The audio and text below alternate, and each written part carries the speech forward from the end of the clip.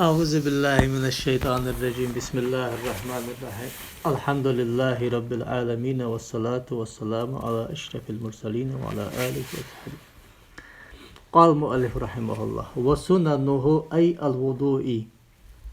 لامز إيسري سنتج السواك سواك حقرد أرضا سرقي شروقه لحديث لولا أن أشق على أمتي سي أمتا خلو خلر صوت قيرري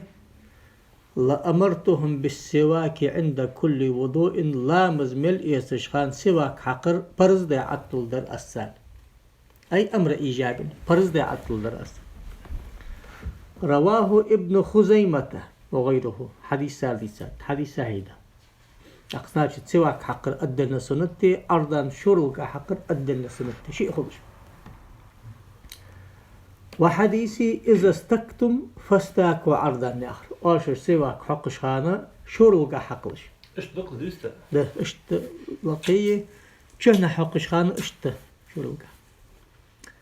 رواه أبو داود في مراسيله مراسيل أبي داود شفتها شو ترجي سواك الله جيدا بارك حاجتاش خانو وي سخان استرك شلوچه سخان دولش دا سواكي سنب قاشتون. والمراد عرض الأسنان سرقي شروع. قال في الروزة الشيخ: كره جماعات من أصحابنا دقش ملاش كراهة الأرحاد الاستياك طولا داخل السواك حقر محتمل بوتشو وقيم هنلاش مهتا داخل حقر سنتر لأنه يجرح اللسة دولش شون جسار تدحش كي كراهة صار علر بكل خشين غرغ مليول جا حمنس حقيشيس هنلاش لحصول المقصود به سواك يا لوج درس حقل بجيز أن يدرس أجر كزجاف سد كزك أتيجا حمدا يقدر وأولاه أجر ذكر يلجرا الأراك أراك يا جانا بحقاسر به أقل قلبي ثم جريدة النخل خرم جانا بحقارب ثم الزيتون أق زيتون بحقارب ثم زريح طيب سلطة خص حج يغش بربط أق ثم ما لا ريح له على حج سيغرب تجريتي يوقف جمال أراك قال ابن مسعود يقدل اليرد أراك أجر يزخلر كنت أجتني لرسول الله صلى الله عليه وآله وسلم سواكا من أراك أراك كان دائم سواك وغراس. رواه ابن حبان ودي سالو حديث إلا أصبعه في الأسحي شيب الجمل باصر شيب الحقش سواك خلطه لأنه لا يسمى استياكا سواك ألتويته تق أصبعه إسبعه أصبعه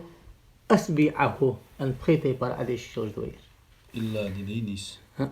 إلا أصبعه والثاني زوخ يكفي لا آيوك شي سواك حق شي بالك حق شي سواك خلصه. واختاره يجب خرجات نوش وراجع دادر في شرح المهذب لحصول المقصود به هنا بالك حق شو سواك يا شوخ لوج در حقل له نو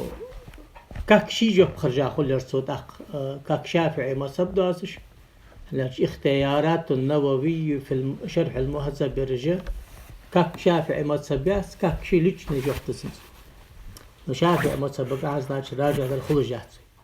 ويكفي بأصبع غيره قطعا قتشن بالك حقتش مخد داخل سواك حق الكوس كما قاله في الدقائق دقائق راجح دات سوجو إذا ما دكتور الدولي وده قتشن بالك حق يا يخي الله شاي سنسكت بالك داخل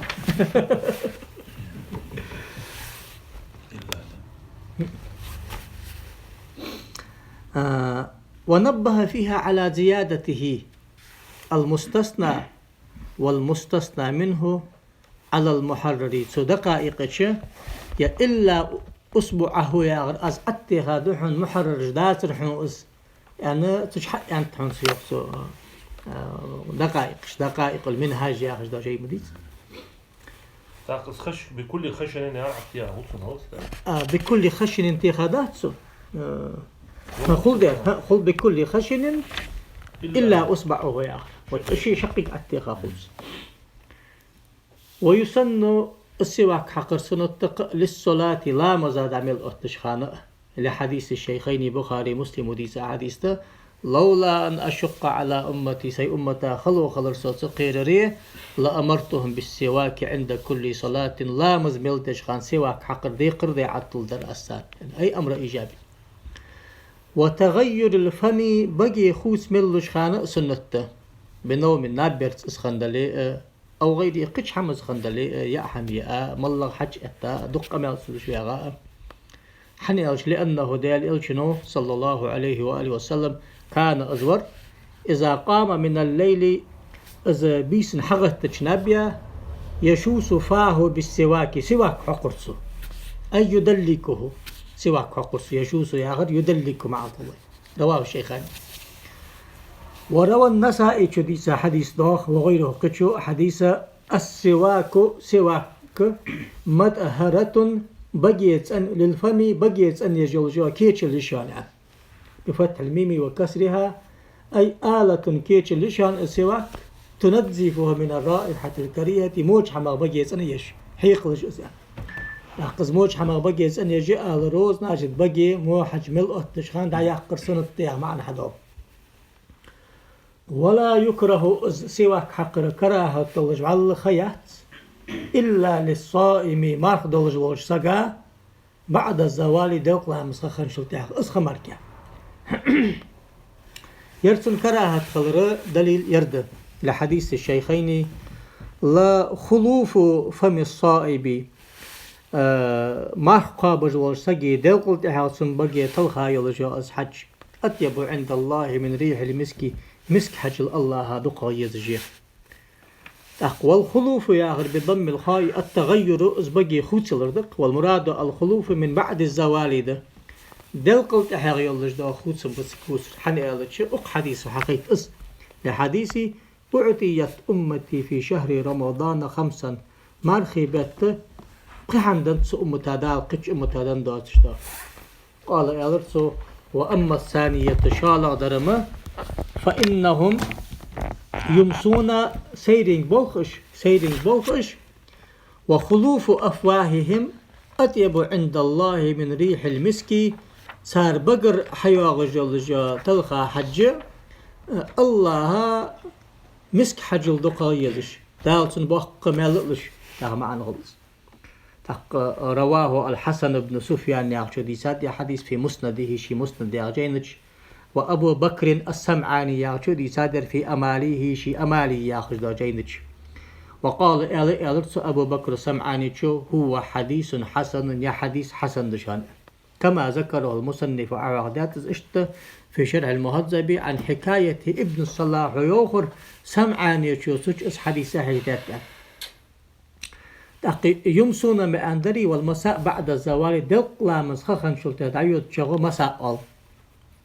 وأتيبية الخلوف إذ تلخى حج الله دقا يزالرو تدل تنسو على طلب إبقائه دم يحقل جزاء ما عنده تفقلها فتكره إزالته تحت يحقر كراهة خل وتشت حخنطو إيجاب شغل. والتسمية أوله لامز إيت دعولش بسم الدحقر سنته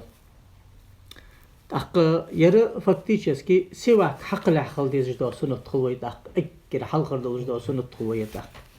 لما روى النسائي وغيره عن أنس قال طلب بعض أصحاب النبي صلى الله عليه وآله وسلم وضوءا صحابه الإلشن أصحابه لامز إسخي بغد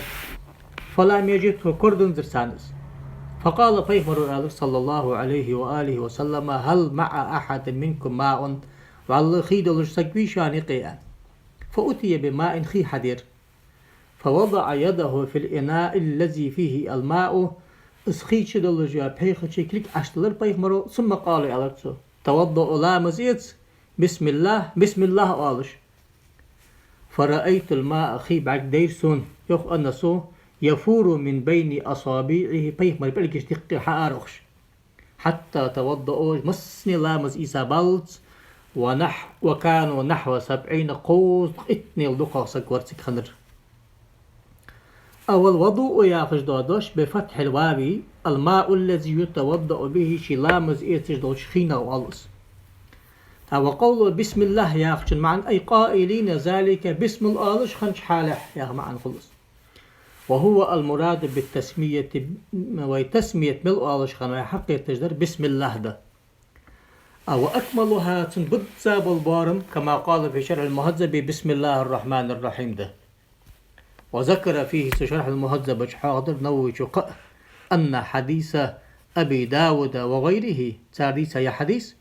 كل أمر ذي بال ملغ شرعا قح شرعا تركت يختج بابل شرعا لارحج بابل لا يبدأ فيه بالحمد لله الحمد لله سؤال إصدعبول باغولي فهو أقطع بركة كزك دولش خلقه ساري ألر من جملة رواياته سانقية رواية طاق ببسم الله الرحمن الرحيم أقطع يعني بسم الله سؤال جبولي كزك خلقه أقطع يالشن معا أي قليل البركة خلها بركة جاك كزك دولش خل بركة خيدا خلقه فإن ترك عمدا أو سهوا إذ بسم الله قاداتسو يلعمي والجتاتسو يبتسو اندتاتسو ففي أثنائه لامز إيسا والله إذ بسم الله قرصنتتسو يأتي بها إذ بسم الحدا والدتسو تداركا لها إذ عقيدة الشرك الله تاسنت أولا يأتي بها بعد فراغه شي لامز إيسا والله إذ بسم الله قرصنتتسو هني أجي محل دعيانيتسو كما قال في شر المهذب أنت تزنوج سنة تحت حنا لفوات محلها اسأل سنة الجامتك تياني وقال فيه أنت شرح المهذب إذا أتى بها في أثنائه علامز إيتجوال جيقيسو سؤاليما يستحب أن يقول اشتأل رضازادت بسم الله على أوله وآخره أن اشتأ والمراد بأوله يعجلوش در غسل الكفين كل جزلردق مثلا ويستحب أن ينوي الوضوء أوله إذا نجتر سنة يا بسم الله الأول واللها أوله يعني شفتها أجل أول الوضوء جزمير بسم الله اللي تحكمه تالي أجل على نجت ديسو أقوت نجت بقى حقدتسو إلى نجت بقى بسم الله يعني صلت بقى نجت حقدا اشتغل كويس أنا اسخلافية حقش بنا راجع دره بقى نجت حقد أن متورس ابن حجره شيء أن اللي أخون ده حقد مديس لا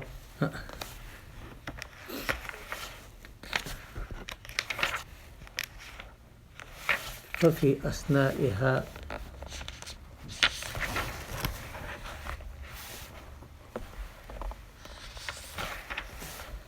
والتسمية أول الوضوء إذا تسميته تك وأخذ أحمد تك وقلها فإن ترك ففي أثنائه ده وهي هنا سنة عين ده تك هم الله تقول وسشرتيات وده وسنة يعني الوصف يقرأ نية تسمية أخوات تدرسه ثم يتلفظ بالنية بعد القرن قلبه بشعيق فينوي بقلبه ويسمي بلسانه ثم ينوي بلسانه بنية من نيات الوضوء فالمراد بالأولية تقدم جميع ذلك على فراغ غسل كفن بسم الله نويت السنن الوضوء ايش تقدس بسم الله الرحمن الرحيم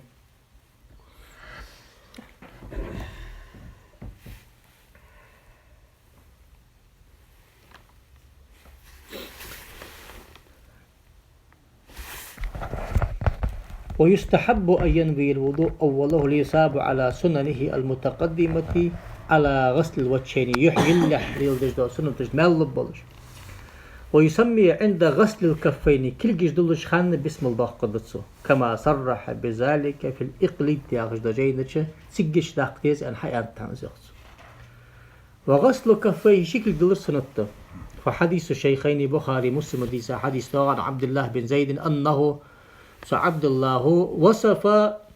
وضوء رسول الله صلى الله عليه وسلم بيخمر لامز مشت يصير حقيقته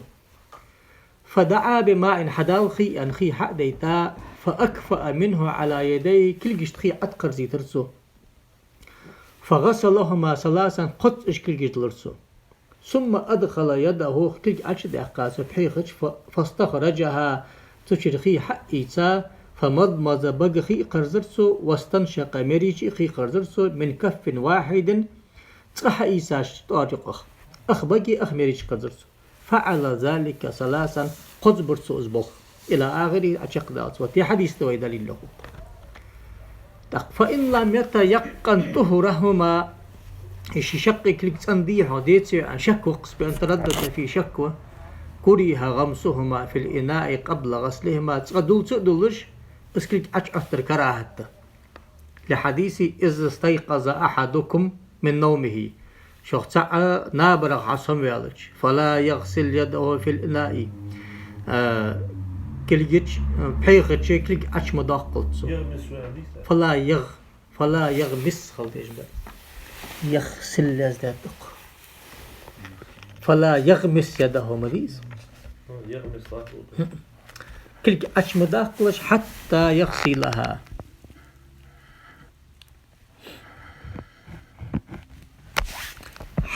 يغسلها ثلاثا خذ دلي مركة فإنه لا يدري أين باتت يده اسكلت المتش حتى اتت خات رواه الشيخاني إلا قوله ثلاثا آخر ملداتر شنو دي ساتسر ثلاثا عتيها رواية فمسلم إمام مسلم دي رواية اشتاغشته أشار بما علل به فإنه لا يدري أين باتت يده أن إلا حبلغ المداخليسو سنت إشر در بيخمرو إلى احتمال نجاسة اليد في النوم تحيسا أولش خان بحدا خلطر لطس مهتش كنجس دقيق خان خلطر له مثلا كأن تقع على محل الاستنجاء بالحجر مثلا قيرة أنو ياش مهتي تأتى خلطر له لأنهم كانوا يستنجون به قيرة أنو يجبر السخان فيحصل لهم التردد سجد شيك وحقل ويلحق بالتردد بالنوم التردد بغيره اشتح ملق حمن شك على شيء ولا تزول الكراهة تاغجد حكم دالت إلا بغسلهما ثلاثا قددلش مركا صخي عتقر زاشل تاع خد هم خويت سندلك خو نهاية قد عتدلش كراهة حكم دالت كما ذكره في روزة أحوادات نوشو عن الشافعي شو يخ والأصحاب شافعي شن أصحاب يخ حنا للحديث حديث كقددل ديز عنده والقصد بالثانية والثالثة شالله قال شلوجدر تتميم الطهارة ضد طهارة تقاشدر قال في الدقائق شيخ احترز بالإناء بحخ إيالشلر والرأس عن البركة سبق قبت ونحو السن يلجو حماش شقلت شنقلت الدقة يلجو أخيش الحماش فقلوي والمراد إناء فيه دون قلتين شنقلتك حلقة تلسخيش در قلوي فإن تيقن طهرهما حتى شكل جزء الكوج وقص لم يكره غمسهما اسكلك أشتل الكراهة تحت ولا يستحب الغسل قبل يأزل سنة تحت كما ذكره في تصحيح التنبيه ياخذ دجين حوادات نوچو از معتمد بهنه والمضمضة بكخي قرزر سنة والاستنشاق مريش خي قرزر سنة حني أشلي أنه بيخ مروه صلى الله عليه وآله وسلم فعلهما في وضوئه شلامز يتشخان أزبوغ بابرت كما في حديث عبد الله بن زيد السابق وغيره ويحصلان إشحم حقل بإيصال الماء إلى داخل الفم والأنف بقي مريتي خيد عش مدالنجح أصل سنة حقل والأزهر راجح دلجدا قول شن قول شافعي أن فصلهما أفضل من جمعهما يخرافعي شو تقبق خي قرزا ويالتش أخ مريتي خي قرزر دزغده وسيأتي استعداه هنا محتاج ثم الأصح على الفصل إذا قاستر دزغده يالتش فلدسو يتمضمض بغرفة ثلاثة تقح إيتاخي قزبك قرزده ثم يستنشق بأخرى ثلاثا شزل حيسر قز مريش قرزده توديه إيش بوغ بيزع يوقت أو مقابله تندحل داشيوخ يفعله ما بست غرفات آيوخ فصل دزغده تقح إيساخي تقبك قدز بكي قدز مريش قردز أو الترتيب بينهما شرط ده كما أفاده ثم آلرو نرتقه بك قرزة بان شلت إها ماركي مريج قرز دعول والإشياء استقصد معا فوق بك قرز له مريج قرزي لار حجدات قرز لك واتسا مريج داق بك قدس قرزة بيالش ماركي مريج قرز دعول والبيزت قدس قرز والي نقاسن سو حلقة قرزي قرز لك واتسا يا معا غلط ويبالغ فيهما غير الصائم يا مارك دوال تجول شوك أرق قرزر قمر قد أتقه شلس قرزر سنطق لحديثي لقيت ابن سبيرة إلشنو أخو صلى الله عليه وآله وسلم أسبغ الوضوء لامز إيسر ضد سيقاب شجديله وخلل بين الأصابع بلقش خير داخله وبالغ في الاستنشاق مريج قرش خانك أرقى حل قرز لاخي إلا أن تكون صائما نقع حمار توش سخليه صححه الترمذي وغيره وفي رواية للدولابي شديسة سيق رواية في جمعه شي حديث الشغل حديث ثوري حديث الشغل ده سجيدة تشأنتسو إن توضأت إغلامز إسخي فأبلغ في المضمزة والاستنشاق بقي مريشي خي قرزش خانة قرق قرزلا ما لم تكن صائما حمار دولج ملواتش خان وإسناده صحيح عنده كما قال ابن القطان وأنت سعيدة والمبالغة في المضمزة بكخي قرش خانز مبالغة أن يبلغ بالماء أقصى الحنك أو قمرك عتقاشتري ووجهي الأسنان واللسات ترجش تكون أحقستري ده أو في الاستنشاق أن يسعد الماء خي حلق داقرد بالنفس فو حلش إزاء الخيشوم تشق ما قحشلت أما الصائم ما في الغزو الشامة فتكره له المبالغة فيهما المبالغة كراهة ذكره بشرح المهذب الشامس قلت يغنو الأظهر راجح للقول شافعي شنا تفسير الجمع بينهما نأبرات تحندر ده أخبط قردش أخمريش قردش بثلاث غرف قدس حقيتش يتمضمض من كل هار طالي قدش تقبط قرز دسو ثم يستنشق أخمريش قرز دسو والله أعلم وتسقول أظهر دراجة شافعي حنا لحديث عبد الله بن زيد السابق وغيره حديث كحضاغر وفي البخاري من حديث تمضمض واستنشق واستنثر ثلاثا قدس استنسار المرج خيوخ عار داخلك بثلاث غرفات قدس حقيتي وقيل يخ قدس يتدهت يخ يجمع بينهما بغرفة حقيتي ببيسو يخ بريك بوخ يمضمض منها ثلاثا قدس بقى قرزة ثم يستنشق منها ثلاثا قدس مريش قرز ديو ودليل الفصل دا قدس بقى قرزة قدس مريش قرز دزا ديو شار دليل القياس على غيره مادر قيقي الماجي نشتعتردر إذا مش تقول في أنه لا ينتقل إلى تدهير عضو شالو يلماجي يلدعول البقويات إلا بعد الفراغ مما قبله حلق ريلا ويالش مار وروى أبو داود حديث أنه صلى الله عليه وسلم فصل بين المضمزة والاستنشاق حديث حق دوخ بك خي قرزة ويالش مار مريج خي قرزة داسرئة لكن فيه راوي ضعيف والجراوي واغس ناشتي حديث ضعيف ده لارحجدات وروى ابن السكن وديسات في كتابه المسمى بالسنن الصحاح المأسورة عن جيد سوتشيوخسو أن علي بن أبي طالب وعثمان سشني توضأ لامز إيسر ثلاثا هار ماجي قدس يلوش وأفرد المضمضة من الاستنشاق قدس بقخي قرزات أخمر قدس مرجخي قرزن زرسار ثم قالت ألرسار هكذا توضأ رسول الله صلى الله عليه وسلم اشت إيسر ديال إلشن لامز أنا ألرسار يا حديث ده نو تحور حديثة وش حديث الشعار هذا سده اسكت تحقق ويخنوج غير صحيح دي يا حديث علي بن أبي طالب ده دمه تجمس يا حديث أما حديث علي قديش مماثر أبو القاسم البغوي تشدول ذات درحة ألباني شنوكم الله رح صحيح ده حسن ده العدم دكتور وكن تحقيق ده شردك والله راح نشوفهم شو أندلي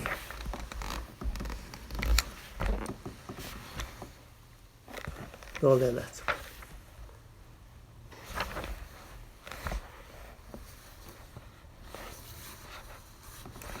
والكل مجزي له ابن حجر قانقر هار تحكس أحد اشتيسن قاش تاركوها وإنما الخلاف الأفضل دزغ ملاغ يا حجمار كادات في الآخر عمل لي ساريه إيجي خوزة خفت مش ديالش تهيو أخطفتي جمع سنت يالشيخ لصحة أحاديثه على الفصل يخ يحديث صحيح در يخ لعدم صحة حديثي وش حديث صحيح داس يخ ناشد ألق الحديث حديث صحيح ده ساخذ حكم ده خلص ابن حجر وش حديث صحيح داس يخ وتسليس الغسل والمسح يلجي ماجي مستجي ماجي قدس در سنته لحديث مسلم عن عثمان أنه صلى الله عليه وسلم توضأ ثلاثا يا أخي حديث حدوه حديث تيسار ابن أبي شيبة وحديث أبي داود حديث داود عن عثمان أنه صلى الله عليه وسلم توضأ لامز إيسر بيخمره فمسح رأسه ثلاثا قدس مستر سكرتا قال في شرح المهذب الشيخ ابن الصلاح أندرز اشت إسناده حسنا دحن أخن سناشت مسح قدس ذات بيخمره وروى البخاري ديتا حديث أنه صلى الله عليه وآله وسلم توضأ لامز إيسر مرة تقدم عن خيس قرزش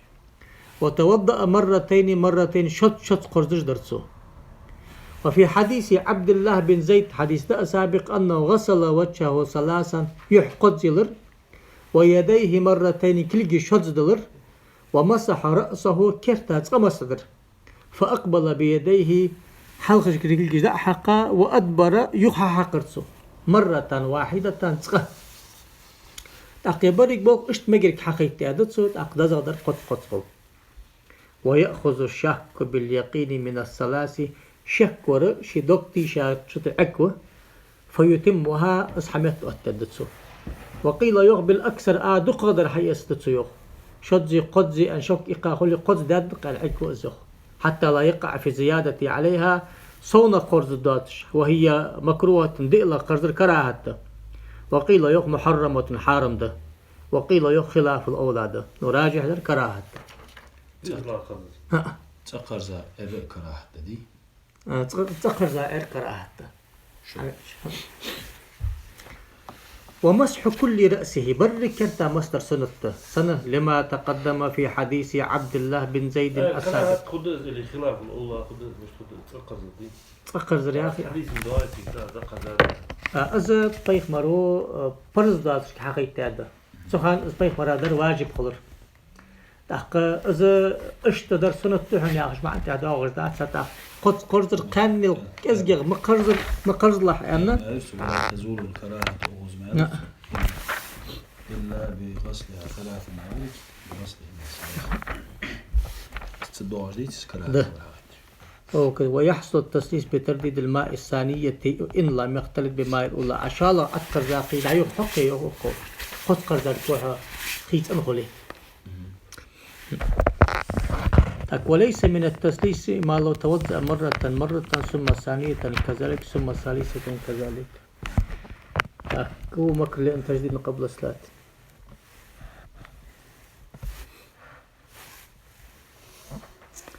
وهي مكروهة إن كان في ماء مباح عند الوير وقول ترك سنة أولى من الوقوع في بدعة محمول على بدعة خذوا بدعة ومسح كل رأسه سنة تروي لما تقدم في حديث عبد الله بن زيد السابق وسنة في كيفية دزغدر مستشخان أن يضع يديه على مقدم رأسه كرتبولش متشكلك عقوته ويلصق مسبحته بالأخرى شتسبح بالجواش كأختا وإبهاميه على صدغيه شنان بالجي صدغشت حتى أتباع ثم يذهب بهما إلى قفاه فارتقه صدح قدسه ثم يردهما إلى المبدأ تحوشي خنش مهتشكي يخحط وعقوس وهذا از يخحط وابيز آخر لمن له شعر مسجاق شاده ينقلب بالذهاب والرد اجدا حقلت يولج مسجاق شاده دا يخحق شخان الصندوق ليصل البلل إلى جميعه مصنع خيد أقواش دلش وإلا اشت ازموس جوات شامة فلا حاجة إلا الرد كل جو حق تيز جوات اسم. فلو رد سوجو حقت أن لم تحسب ثانية شالغ مصدر داخل حكم خلط. ثم مسح أذنيه لرجشت مصدر سنة ظاهرهما تيرئ وباطنهما شرئ بماء جديد كرتخي حقيتسا لا ببلل ماء الرأس كرتا مستع يوجد أدليوتش. سنة لما روى البيهقي والحاكم سشن دي حديثا وصححاه عن عبد الله بن زيد قال عبد الله رأيت النبي صلى الله عليه وآله وسلم يتوضأ لا مسئية شوالش بارك بيرسون يأخذ لأذنيه ماء لرجشت مستشخانة خي حياترسو خلاف الماء الذي أخذه لرأسه كرتا مستشخان إيسا خيدوش كرت خي حقيسي مسعدور سو لرجشت. ويمسح سماخيه أيضا بماء جديد أرجشت مستشخان تأخذ كرت خي حقيسا قدز مستر سنة ثلاثة. وأفاد تعبيره بسم ألرسو اشترت سو حقيت اشتراط تأخير الأذنين لرجشت مصدر تحت الطرف شرط دهون المسح الرأسي كرتا كرتا مصدر ويالش مرتي لرجشت مصدر داول والبقويات نقاول لا لار حجدات يحيل شانه زدات وزداق سنة مدريتنز إيسزدر hani لرجش بطل ده يا قول داغن ده بطل خان لرجشت مصدر سنة تر كردا ده ان قول داغن ده كرتا مصدر سنة تر بري كونشلاس بيسا أدلن ده راجع ده سلطة أدلن دجوا سلطة أرجشت أدلن سياسي شيت مسلك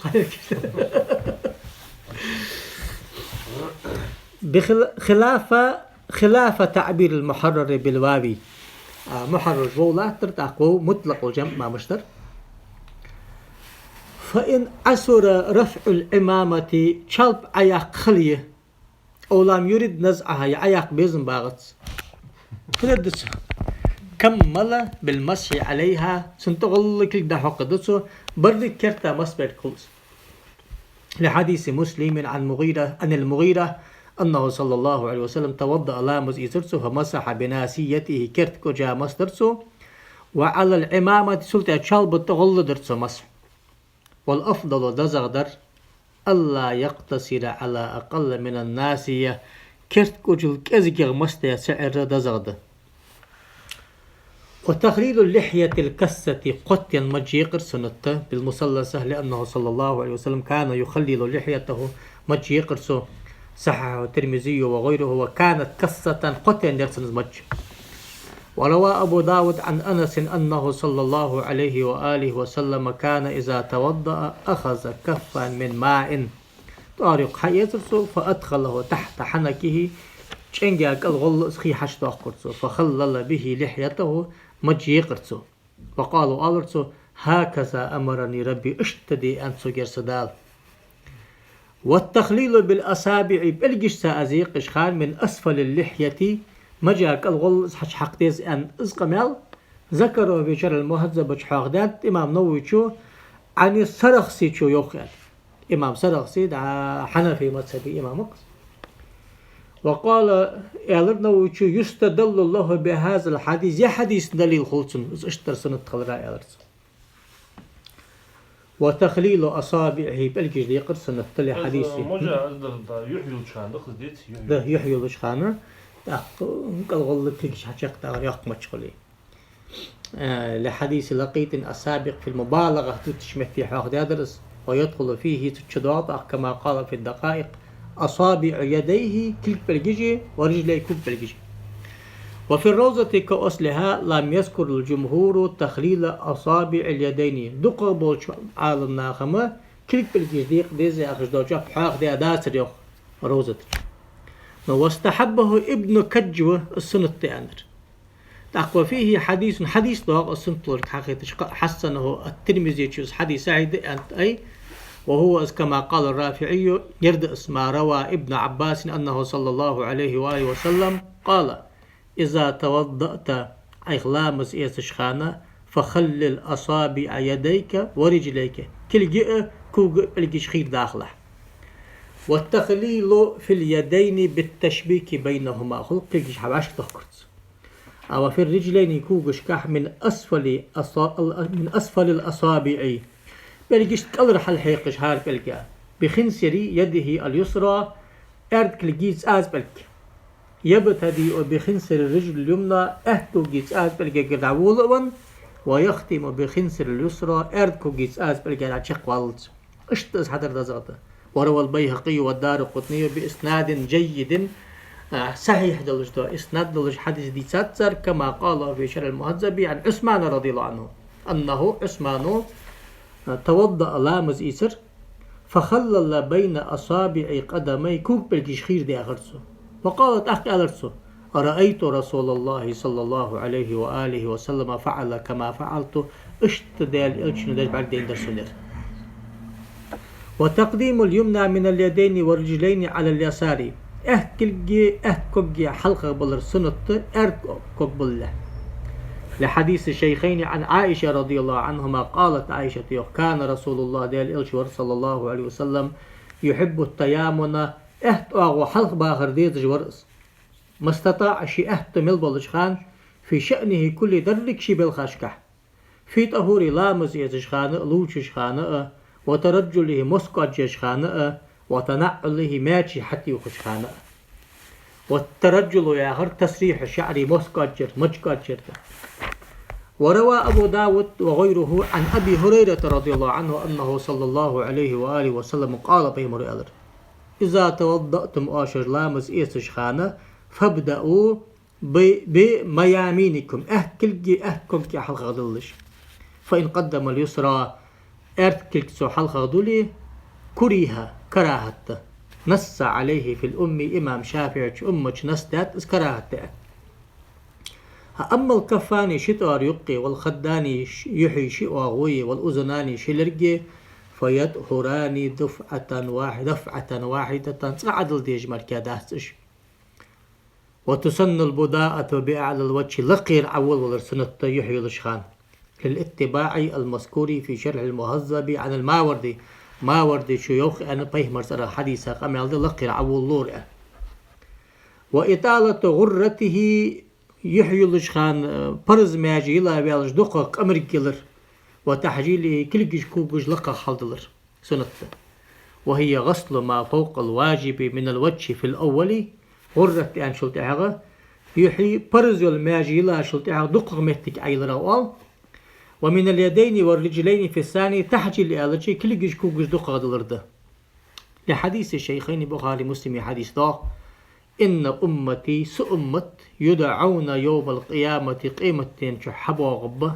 غران يوح مجلي بجبلش محجلين كوجي بارسجي لي بجبلش من آثار الوضوء لامز إيدي أخلرا.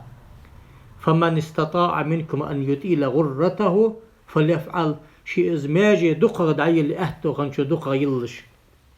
وحديث مسلم حديث ده أنتم شو الغر المحجلون يوم القيامة قيمة تنشح يوحمج بحرسج كوجج لي بجدلش خدش ونريه من إسباغ الوضوء وأجلامز إيدي أخلرا.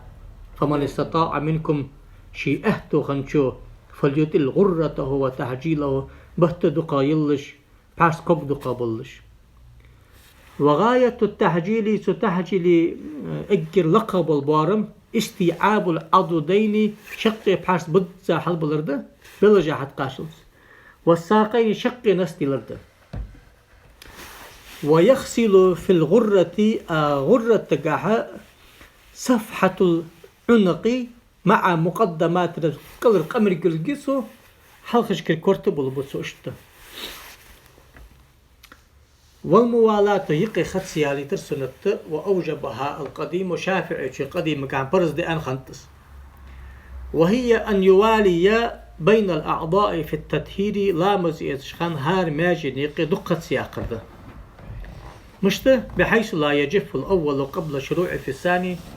سحماج يلا بيالتش شالا ماج يلول واللح إز ماجي يقلق ياتش ببارم مع اعتدال هوائي في صلدعي خدواسش والمزاجي دير العوخل يقير يلشخان. قال في الكفاية ابن رفعته ويقدر الممسوح مغسولا أمس داماجي يلا شلت احد سميل خياق قربار مؤتبوي دليل القديم دليل ده حديث أبي داود حديث اسبرز دياقشن أنه صلى الله عليه وآله وسلم رأى رجلان تسق برقوير يصلي لامز دجوالش وفي ظهر قدميه عن سنكوغة بقطة لمعة سحكات بر قدر الدرهم سحقبز عطل لم يصبها الماء خيد عقاتشا داتش فأمره أن يعيد الوضوء والصلاة ولا حلامز إتلامز يخدي على رسسنك وقال بشر المهذب بجوه إنه ضعيف يا حديث ضعيف ده توشنا خندي خوش داتسر تاقي خندري صحيح خلت شيء دير غدن أنت سوس كذلك مل أن دير سو مثلا أن خلتر لطف وترك الاستعانة في السب عليه قدسك خي أتسقر زيتر سنة لأنه ترفه بارغتو يس لا تليق بالمتعبد عبادة تجواسك رسكش أوقس فهي خلاف الأولى قلت خلاف الأولى قلت كراهة أنت سبول شرط معتمد خلاف الأولى دحنه وقيل مكروهة أنت والاستعانة في غسل الأعضاء أمر ما جنش قشنك عيلي ترما مكروهة قطعا أزم حتى كراهة أو في إحضار الماء خي حدا دوخي تم لا بأس بها مباح مجد ولا يقال إنها خلاف الأولى أدى سيسجش أو حيث كان الله عز سبيخكز له خليمة فلا بأس بالاستعانة مطلقا تحكم خي عقرزيت مجد ماجيليت مجد وترك النفض للماء خي أتسل يستر سنته لأن النفض أزخيد على يستر كالتبري من العبادة عبادة أشتد أخادر سنة معا دالت فمكروه ده إز مكروه ده وقيل يو خلاف الأولاد ودي خلاف الأولى يا معتمد دهن يقل يبيتش مكروه ده خلاف الأولاد أو الراجح في الروزة تراجح دار نووشو وشرح المهذب تراجح دار إنه مباح ديو تركه وفعله سواء حتى رز يكره ده خلاف الأولاد ده يعني إيش راجح ده تش نو قال يبيتشو يخ كراهة خلاف الأولاد ده أنت ابن حجر في يقعده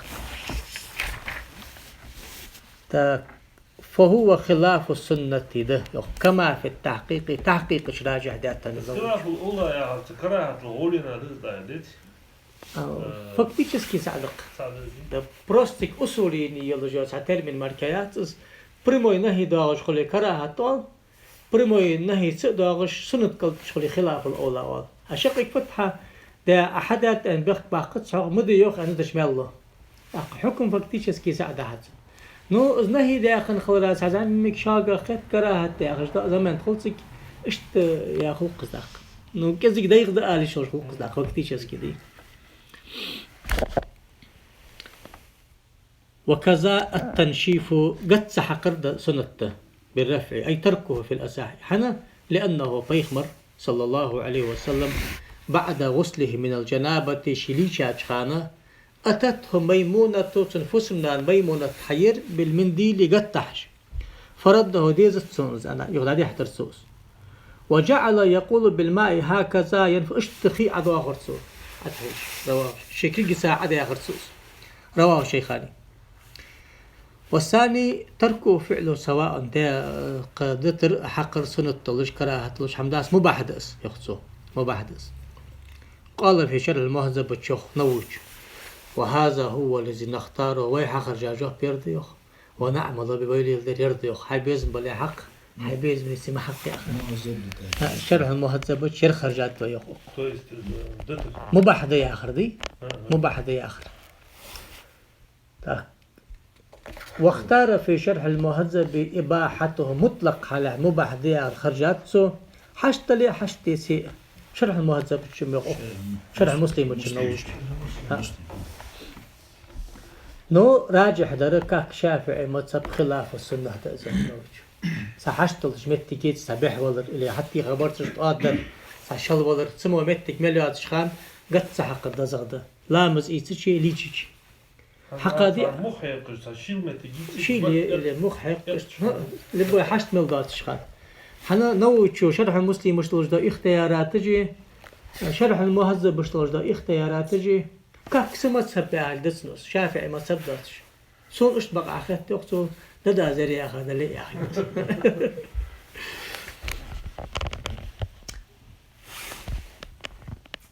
ويقول والثالث أنه مكروه كراهة يا أخ أزمه ثالث ويقول بعده لامز إيسا بيالج أدتسو أشهد أن لا إله إلا الله عالنا ترجع يا أخي يا أخي أوجه شوك الشافعي مثلا أبو وجبة عالنا خطوة بقول سكتاق كراهة أنرد خلاف الأولى أنرد مباح أنرد قوقك أنرجبه أشهد أن لا إله إلا الله وحده لا شريك له وأشهد أن محمدا عبده ورسوله وتأزدعدر لحديث مسلم حديث ما توضأ لامز إيسا فقال أشهد أزدعد إلى آخره فتحت له أبواب الجنة الثمانية بر يسوع لا عيال صندال أهتيخ يسوع يدخل من أيها شاء شراز وش نعرض على شو أهتبلش يدع لامز إيش خان يدع ملداش سجا بر يسمع نعيلا يو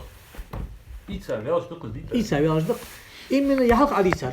أشهد أن لا إله إلا الله وحده لا شريك له وأشهد أن محمدا عبده ورسوله قاشلت أخذوا عالج بمال بأس نقعدت ورسمطير اللهم اجعلني من التوابين واجعلني من المتطهرين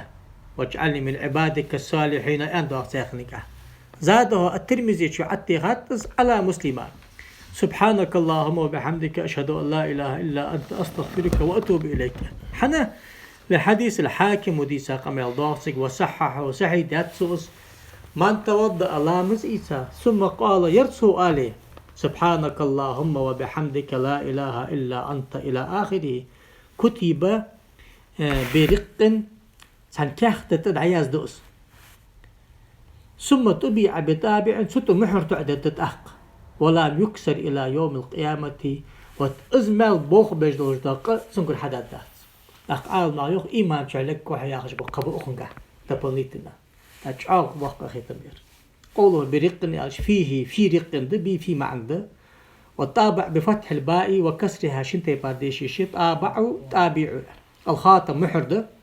ومعنى لام يكسر يعني لام يتطرق إليه إبتال أزمل بوخ بجدوش دات ساقة حتى دادات ناش كفر سودات ساق الحمد لله وحذفت دعاء الأعضاء إزماجن جيلوش خانتشر سنة أن ترافع شو حاخ ده خانتلوش دعاء جديو أزم ده خاتش نوش حند خات قال شو أخو أبيستات المذكور في المحرر هو أن يقول عند غسل الوجه يحيي الخان يرأى ديز أيخ محلج اللهم بيز وجهي يوم تبيض وجوه وتسود وجوه وزن دالوه مش أرجلش كيلش تنيح أي لحظة وعند غسل اليد اليمنى اللهم أعطني كتابي بيميني بتبتر دا لحسن وحاسبني حسابا يسيرا حساب ديدي لحسن وعند غسل اليد اليسرى اللهم لا تعطني كتابي بشمالي أربئ مدالح ولا من وراء زهري وعند مسح رأسي اللهم حرم شعري وبشري على النار وعند غسل الرجلين اللهم ثبت قدمي على الصراط يوم تزل فيه الأقدام خذ أرجو وزاد على ذلك رافع قعدت في الشرح عند مسح الأذنين لرجشت مسلشخن اللهم اجعلني من الذين يستمعون القول فيتبعون أحسنه هذا أخذت أزرجوخ نوو چانياج إزلا أصل صحيح دولش حدا غشتا حديث داسر سكيش كذا قال في الروزة اشتأت شرح المهذب اشتأت أي لا يجئ فيه شيء عن النبي صلى الله عليه وسلم كيف مرسل حد قمل دات كما قال في الأذكار اشتأت كيف مرسل حد قمل دات والتنقيح اشتأت كيف مرسل حد قمل دات أو الرافع قال أي ورد به الأثر وكيف مرسل دين دي سي وخشنا عمريل داديس عليه الصلاة والصالحين ليل دادر وفاتهما شق وقت التقاشاوات محلج أقم الله أنه روي عن النبي صلى الله عليه وسلم بيغمر صلى حديثة قمال جداغسك فاكتيشسكي أخوتاك من طرق نقبلش في تاريخ ابن حبان تاريخ قعدة وغيره وإن كانت ضعيفة إيش طرق ضعيفة دي سيء حنا للعمل بالحديث الضعيف في فضائل الأعمال نو شو رافع شو مسني برتين ده ضعيف حديث دليل ده ومهتش كيه هذا سندي 19 باقينا راز وقت شان أول قر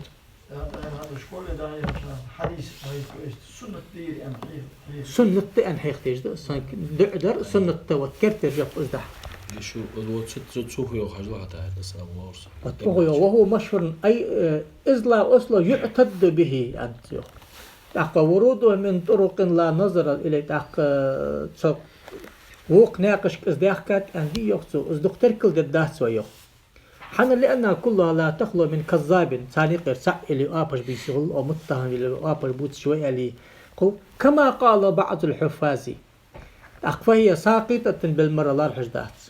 أو من شرط العمل بالحديث ضعيف مدري أو سبك أنش تيبار الله يشتد ضعفه جت ترجع شديد سهلر فتضح ما مستني فيها نيس خلطة أخو أن رازوات سو أخو نعت زاد إحبا شيء صابر لا تدايو عير أندر عداد زردي سادر أخو يلدي سادر آخر بقدر يخصو شديد ضعف يري قو عاش قتاش قلت أنا ضعيف درجة حمو أتريز أقاتش بلوش خلص يا أخي أقا دعشي أصلا أحسن ابن حجر